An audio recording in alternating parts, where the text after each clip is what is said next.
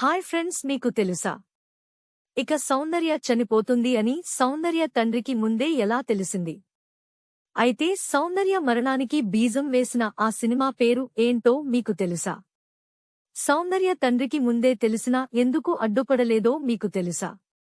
అయితే ఇక full details తెలుసుకునే ముందు ప్లీజ్ ఫ్రెండ్స్, ఈ వీడియోని ఎక్కడ కూడా స్కిప్ చేయకుండా పూర్తిగా చూడండి. ఎందుకంటే సౌందర్య మరణానికి సంబంధించిన కొన్ని షాకింగ్ నిజాలు, అలాగే సౌందర్య మరణానికి ముడిపడి ఉన్న ఎన్నో రహస్యాలు ఈ వీడియోలో చాలా ఉన్నాయి.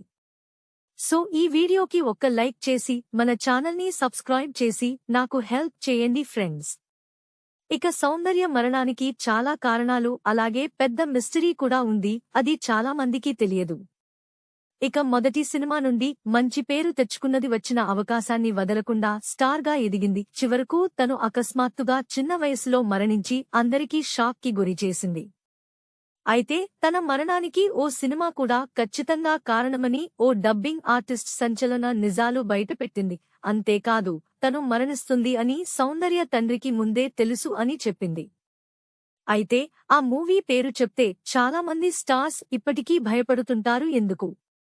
ఇక సౌందర్య జన్మించిన సమయంలో జాతకం రాయించినప్పుడు సౌందర్య తండ్రికి చెప్పిన ఓ విషయాన్ని జ్యోతిష్యులు రహస్యం ఏంటో మీకు తెలుసా?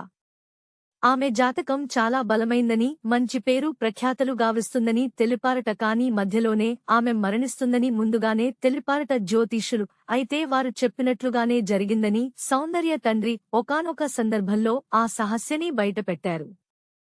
ఇక మరో రూమర్ ఏంటి అంటే, కన్నడ చిత్రం ఆప్తమిత్ర మూవీలో నటించినందుకే ఎలా జరిగింది అని టాక్ నడుస్తోంది.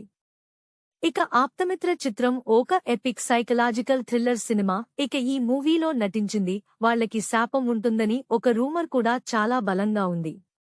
అయితే ఈ సినిమాలో మెయిన్ లీడ్ నాగవల్లి పాత్రలో నటించింది సౌందర్యనే. ఇక ఈ సినిమాలో నటించినప్పుడు ఆ పాత్రలో లీనమైపోయిందట. ఎంతలా అంటే ఆ పాత్రలోనే ఉన్నట్టుగా ఊహించుకునేదంట సౌందర్య.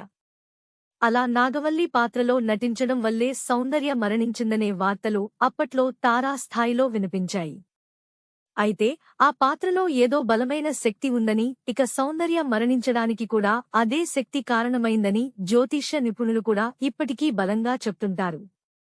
అయితే ఆప్తమిత్ర సీక్వెల్లో హీరోగా నటించిన విష్ణువర్ధన్ కూడా ఆ సినిమా చేసినన్ని రోజులు ఆరోగ్యంగా ఉన్నారు. కానీ సినిమా తర్వాత ఆకస్మికంగా మరణించారట. ఇక నాగవల్లి పాత్రకు డబ్బింగ్ చెప్పిన శశికళ కూడా ఓ ఇంటర్వ్యూలో పలు ఆసక్తికర వ్యాఖ్యలు చేసింది. తాను ఎన్నో పాత్రలకు డబ్బింగ్ చెప్పాను, కానీ నాగవల్లి పాత్రకు మాత్రం డబ్బింగ్ చెప్పినప్పుడు తన చుట్టూ ఏదో శక్తి ఉన్నట్లుగా అనిపిస్తుందని, ఒకానొక సందర్భంలో తాను సూసైడ్ కూడా చేసుకోవాలనుకున్నాను అని చాలా విషయాలను వెల్లడించారు. ఇక ప్రస్తుతం ఇందుకు సంబంధించిన వార్త నెట్టింట వైరల్గా మారింది.